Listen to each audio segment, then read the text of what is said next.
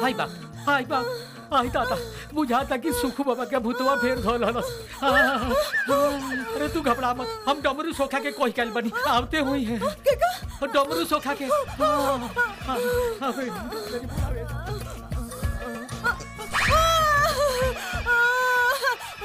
ओम ह्रीं क्लीं चामुंडाय विच्छाय, ओम ह्रीं क्लीं चामुंडाय विच्छाय, ओम ह्रीं क्लीं चामुंडाय विच्छाय। हट जा, हट जा।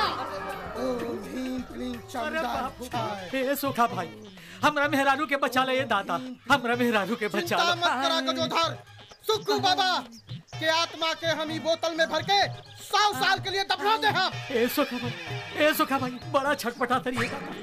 उनका छटपटाहट हम 2 मिनट में बंद कर दे हम। अरे हम तो हर जिंदगी भर उपकार माने बे सोखा भाई। ओम ह्रीं क्लीं चामुंडाय विच्छाय। ए सोखा भाई जल्दी कर। ओम ह्रीं क्लीं चामुंडाय विच्छाय। अरे हमार राजा, झलकाना दिनवा में शुरू हो गलू। पकड़ लानी, पकड़ लानी। सुक्कू बाबा के भूत के ई बोतल में बंद कर देनी। अब एकरा के भैंसा घाट पे जाके दफनाए। ए भाई तार बहुत उपकार बा। अरे दोस्त है ना, दोस्त के काम आवेला। हट जा लोग, हट जा सामने से। आप कैसे तबीयत में ये झनकाई? अब जाके आत्मा के शांति मिलल बा। अरे ई सब हमरा सोखा भाई के कमाल हो। सही कहतानी। यहाँ कितना मजा आता ना दीदी। सही कहा तारू।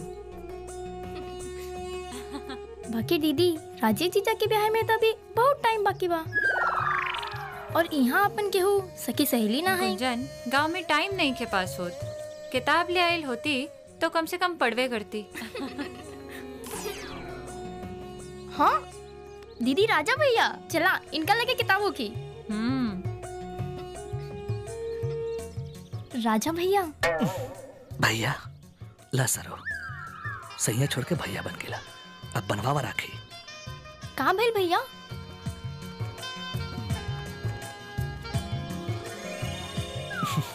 बच गेला, ये तो छुटकी है। गुंजन भैया ना जीजा कहा। ठीक जीजा, आपके पास बीए फाइनल की किताब बा? हाँ हाँ बा ना, सब बा। ज्ञान भारती, बाल भारती, गद्य संकलन, पद संकलन, पोएट्री, ड्रामा, भूगोल, नागरिक शास्त्र, सोशल साइंस, पॉलिटिकल साइंस। आपके कौन चाहिए? पॉलिटिकल साइंस दे दी ना प्लीज। ओके।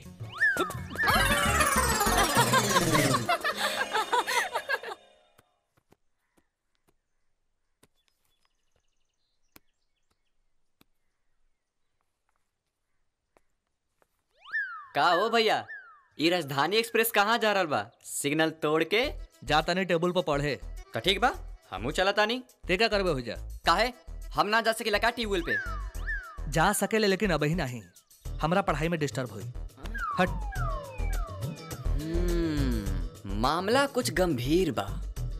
अब पता लगावे के ही पड़ी कि राजधानी एक्सप्रेस बड़का बड़का स्टेशन छोड़ के ये छोट छोट स्टेशन पे कहाँ रुका था। दीदी राजा जीजा कैसे फर भगना। हाँ अरे दीदी राजा जीजा आ गए। यह किताब और यह हमारे नोट्स। थैंक्स, बैठी ना। वैसे आपकी हैंडराइटिंग तो बहुत प्यारी है।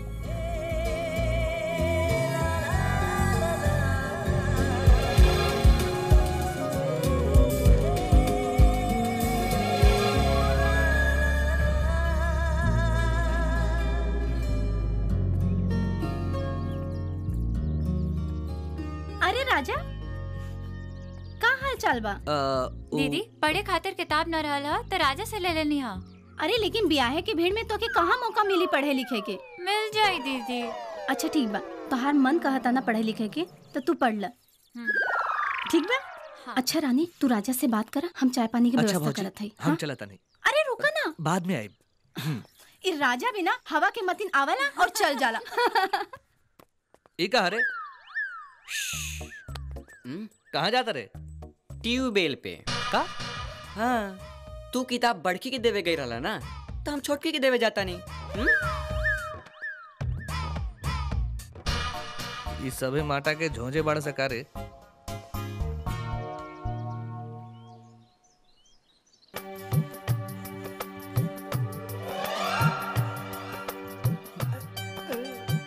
का हो भैया?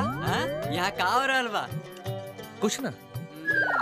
चलो हो सोखा भाई, यहाँ कुछ ना होता। चल हम तो सोचनी कि तहार कुछ मदद कर दी। चलो भाई सुन, का मदद कर सकेले बोल।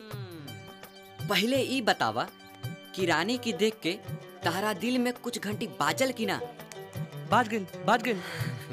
अरे कुछ कर।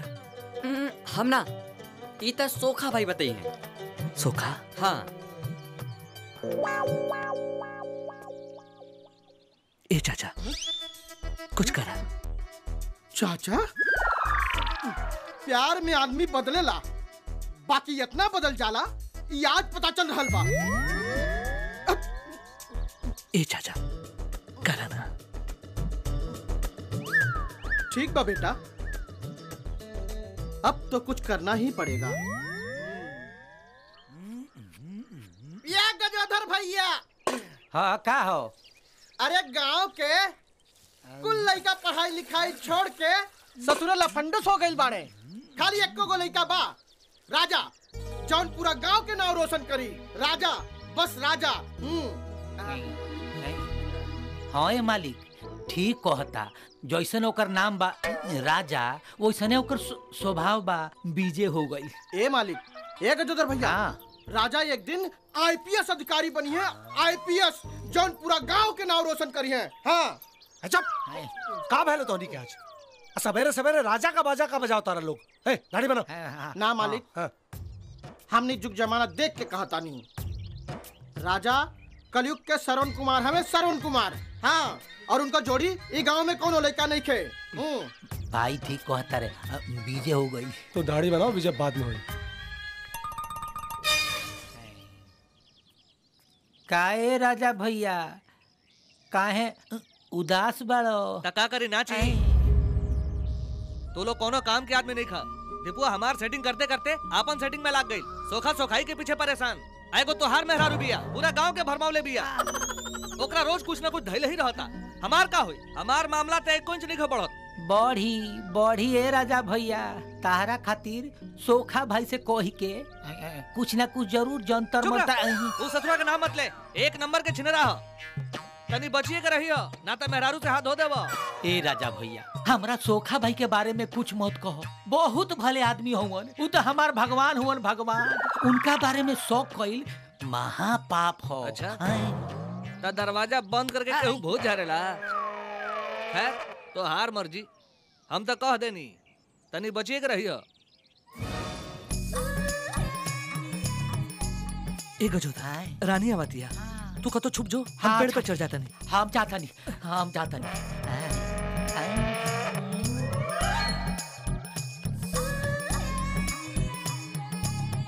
ए रानी जल्दी आवा, जरूरी काम बा। ये लो